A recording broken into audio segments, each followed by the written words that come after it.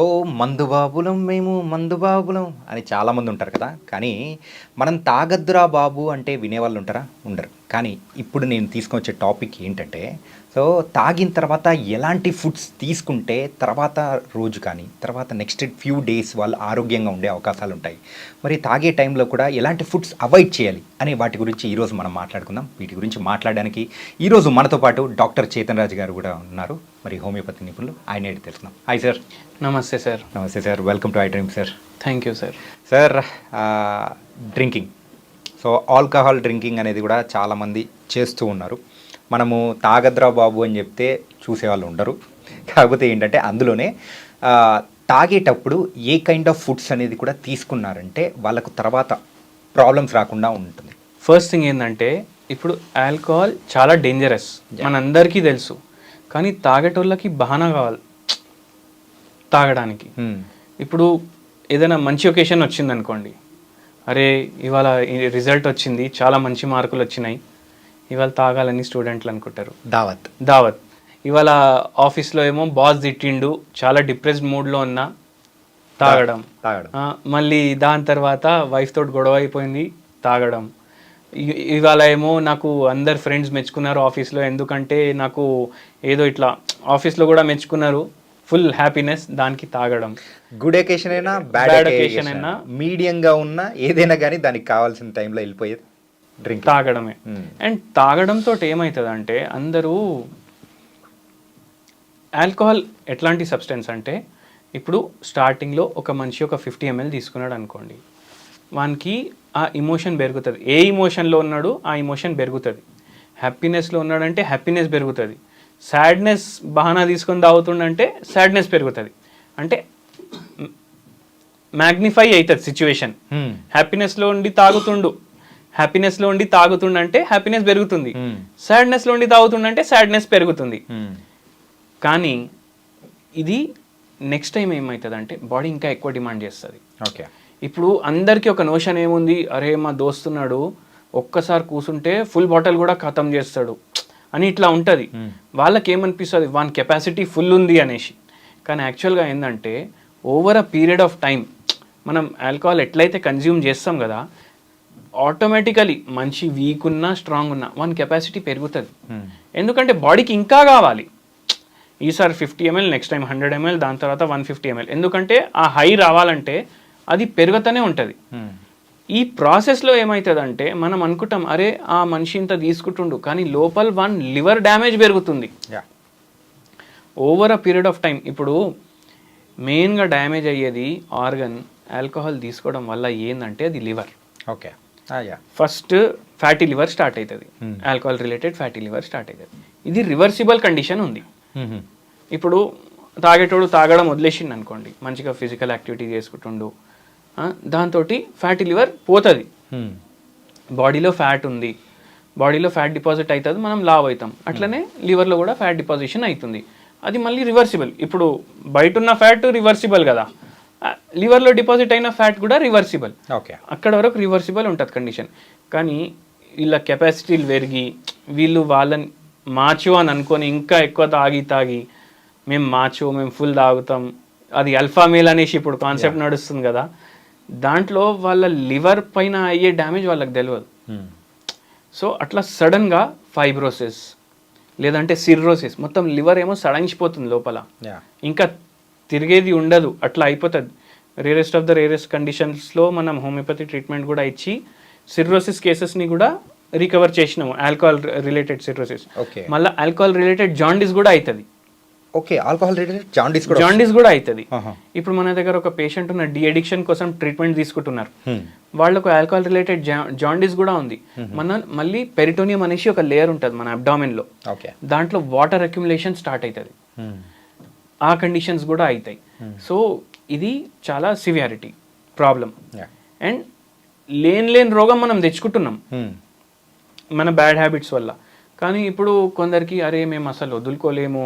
ఇప్పుడు కొందరు పేషెంట్స్ ఎట్లా అంటే, ఇప్పుడు హార్ట్ రిలేటెడ్ ప్రాబ్లమ్స్ ఉండే ఒక పేషెంట్కి, షుగర్ ప్రాబ్లం ఉండే, ఆ పేషెంట్ నాతో ఏమంటుండంటే, మొత్తం అయితే నేను వదులుకోలేను డాక్టర్ సాబ్, డైలీ క్వార్టర్ అయితే నేను తీసుకుంటాను, అప్రాక్సిమేట్లీ 200 ml నేను తీసుకుంటాను, ఇప్పుడు నేనేం చేయాలి?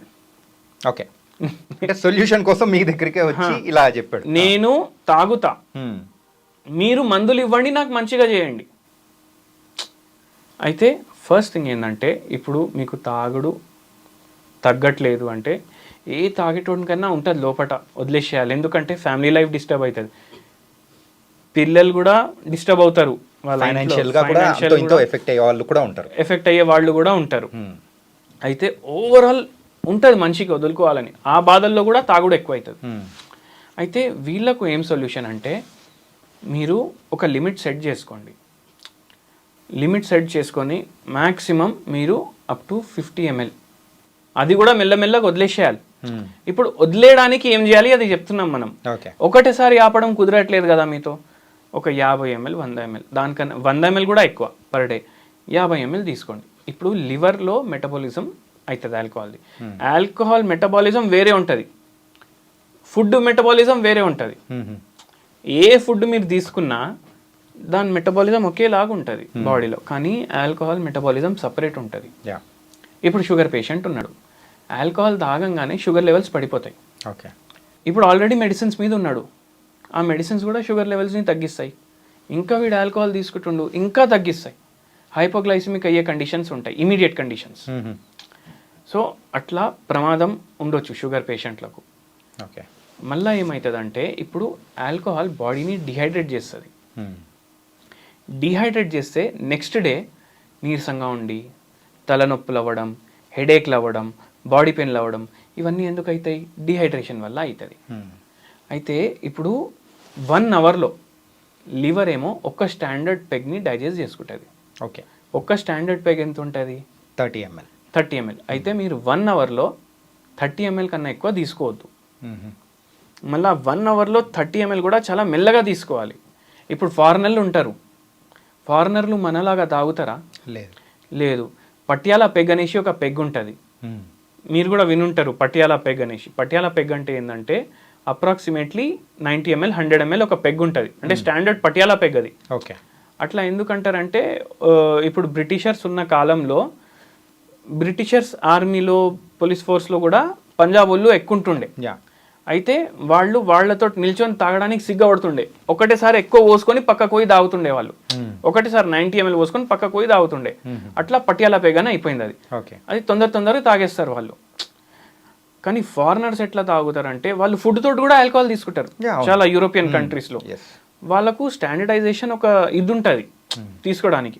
అండ్ అవి కోల్డ్ కంట్రీస్, అయితే అక్కడ వాతావరణంని బట్టి వాళ్ళు తీసుకుంటున్నారు కొంచెం. మనకేం అవసరం, మనమైతే ఒక ట్రాపికల్ కంట్రీలో ఉంటున్నాం కదా, మన దగ్గర టెంపరేచర్లు కూడా ఎక్కువ అవుతాయి. మీరు దాని మీద ఆల్కహాల్ తీసుకుంటే మీ బాడీ ఇంకా డిహైడ్రేట్ అవుతుంది. సో అది డిహైడ్రేట్ అవ్వకుండా 1 అవర్లో 30 ml తీసుకోవాలి మీరు. దాని మీద మళ్ళా మంచిగా నీళ్లు తీసుకోవాలి. అండ్ మళ్ళీ ఇంకో పెగ్ తీసుకోవాలనిపిస్తే 1 అవర్ తర్వాత తీసుకోండి. అప్పుడు ఏమవుతుంది, మ్యాక్సిమం ఒక మనిషి కూర్చొని ఎంతసేపు తాగుతాడు? గంటన్నర 2 గంటలు. 2 గంటల్లో మీరు 60 ml తీసుకుంటున్నారు. దాని తర్వాత పడుకోండి. ఓకే, అండ్ మెల్లమెల్లగా ఇది కూడా వదిలేసేయండి. అండ్ ఇంకా కొందరు ఏం చేస్తారు, ఇప్పుడు తాగడానికి కూర్చుంటారు, ఇప్పుడు తాగంగానే వాళ్ళకు హైలో పోతారు. ఆ హైలో వాళ్ళకు టేస్టీ ఫుడ్ కావాలి. మెయిన్గా నేను దీని గురించి అడుగుదాం అనుకున్నా. ఇప్పుడైతే తాగిన తర్వాత యూజువల్గా ప్రతి ఒక్కరు ఒక మసాలా ఫుడ్ కానీ, సో ఎక్కువగా స్పైసీ ఉన్న ఫుడ్ తీసుకోవాలని వెళ్తూ ఉంటారు, తీసుకోవాలని అనిపిస్తుంది. అది కరెక్ట్ అంటారా? ఇప్పుడు ఫస్ట్ థింగ్ ఏంటంటే, ఎప్పుడైతే ఆల్కహాల్ తీసుకుంటారో అప్పుడు వాళ్ళ బాడీలో సెన్సెస్ తగ్గుతాయి. ఓకే, ఇప్పుడు సరిగా కనిపించదు. ఎందుకు బండి నడిపియొద్దు అంటారు ఆల్కహాల్ తీసుకొని? ఎందుకంటే సరిగా కనిపించదు, మనం మొత్తం మన సెన్సెస్లో ఉండము. అయితే ఇప్పుడు వీళ్ళు ఏం తిన్నా వాళ్ళ టేస్ట్ బడ్స్కి అంత టేస్ట్ కూడా రాదు. అయితే వీళ్ళు తిని కూడా ఏం చేస్తారు, ఇంకా high fat high carbohydrate food తింటారు, బిర్యానీ తింటారు, చికెన్ 65లు స్టార్టర్లు తింటారు. దాని బదులు ఫ్రూట్స్, వెజిటేబుల్స్, సాలెడ్స్ ఇవి ప్రిఫర్ చేయాలి. ఎందుకంటే బాడీ డిహైడ్రేట్ అవుతుంది. ఫ్రూట్స్, వెజిటేబుల్, సాలెడ్స్లో ఏముంటాయి? వాటర్ ఉంటుంది, ఫైబర్ ఉంటుంది. సో అది డైజెస్టివ్ ప్రాసెస్ని ఈజీ చేస్తుంది. అండ్ ఎట్లా డిహైడ్రేట్ అవుతుంది బాడీ, అట్లా రీహైడ్రేట్ కూడా చేసుకుంటూ మనం ఆల్కహాల్ తోటి కొందరికి నెక్స్ట్ డే హ్యాంగ్ ఓవర్ వస్తుంది వాళ్ళకు. సో హ్యాంగ్ ఓవర్స్ అనేది కూడా వస్తూ ఉంటాయి. హ్యాంగ్ ఓవర్స్ వస్తాయి, ఆ హ్యాంగ్ ఓవర్లు కూడా రాకుండా చేసుకోవచ్చు. ఓకే, యూజువల్గా అయితే హ్యాంగ్ ఓవర్స్ వచ్చేది సో మనము ముందు డే ఎప్పుడైతే డ్రింక్ చేస్తున్నామో ఆ టైంలో ఫుడ్ తీసుకునే దాన్ని బట్టి కూడా ఉంటుందంటారు. అవును.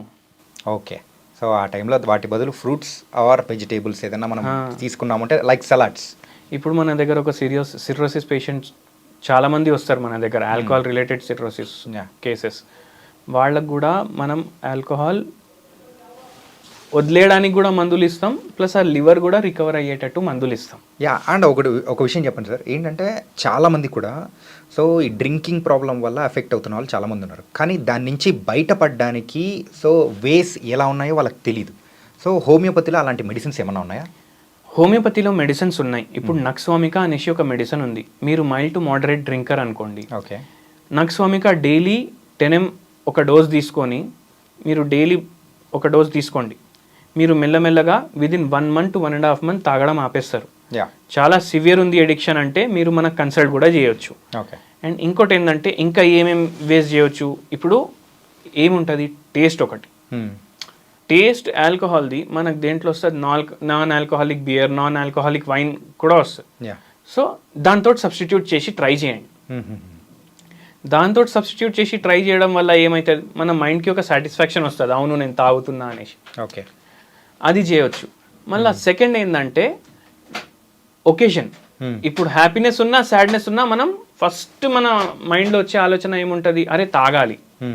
సో అది రాకుండా మీరు దాన్ని డైవర్ట్ చేయండి, ఫ్యామిలీతోటి స్పెండ్ చేయండి, ఫ్యామిలీ డిన్నర్కి పోండి, పిల్లలతోటి ఎంజాయ్ చేయండి. సో అట్లా చేయడం వల్ల మీరు డైవర్ట్ చేస్తున్నారు మీ హ్యాపీనెస్ని. మళ్ళీ మీ మైండ్ తోటి మీరు డిస్కస్ చేయాలి. ఇది ఒక థెరపీ లాంటిది. ఏంది, అరే చూడు నువ్వు తాగితే ఏం చేస్తావు, తాగేసి పడుకుంటావు, నీ హ్యాపీనెస్ జాయ్ని ఎంజాయ్ చేయలేవు. ఇప్పుడు నువ్వు పిల్లలతోటి నీ హ్యాపీనెస్ ఎంజాయ్ చేసినావు, నీ ఫ్యామిలీ డిన్నర్ తోటి నువ్వు నీ హ్యాపీనెస్ని పంచుకున్నావు అనేసి. అదే బాధ ఉన్నోళ్ళు కూడా ఇట్లనే చేస్తే వాళ్ళకు ఒక స్ట్రెస్ బస్టర్ లాగా అవుతుంది. యా, సో అట్లా మెల్లమెల్లగా you can be out of it. And sir యూజువల్గా అయితే కొంతమంది లేడీస్ కూడా సో వాళ్ళ హస్బెండ్స్ తాగుతున్నారు అన్నప్పుడు వాళ్ళకు తెలియకుండా, అంటే వాళ్ళు ఎవరైతే తాగుతున్నారో వాళ్ళ హస్బెండ్స్ తెలియకుండా సో ఈ మందు ఏదైతే ఉందో ఇవ్వచ్చు అంటారా? అవును, ఇవ్వచ్చు. ఇవ్వచ్చా, అంటే వాళ్ళకి తెలియకోకుండా? అవును, ఇవ్వచ్చు. మందులతోటి ఏం సైడ్ ఎఫెక్ట్స్ కూడా ఉండవు. Okay, okay, it was a good thing sir. ఎందుకంటే దీర్ఘకాలంగా మనం ఎన్నో రోజుల నుంచి పడుతున్న బాధల్లో ఇదొక బాధ. వాళ్ళ ఫ్యామిలీని కాపాడుకోవడానికి కొంతమంది లేడీస్ కూడా ట్రై చేస్తున్నారు. సో హోమియోపతిలో అలాంటి మెడిసిన్ కూడా ఉందంటే it was a very good thing. So thank you so much. Thank you sir. Yeah, so guys, మరి ఆల్కహాల్ ఎవరైతే తాగుతున్నారో వాళ్ళు ఎలాంటి ఫుడ్ తీసుకుంటే బాగుంటుంది, అది కూడా ఎంత క్వాంటిటీ అనేది కూడా మనం ఎంతసేపట్లో తీసుకుంటే బాగుంటుంది అనేది కూడా మన డాక్టర్ చేతన్ రాజు గారు చాలా చక్కగా వివరించారు. ఇది ఇవాల్టి ఇంటర్వ్యూ. మరో ఇంటర్వ్యూతో కలుద్దాం. అందరికీ take care. This is your Chanakya.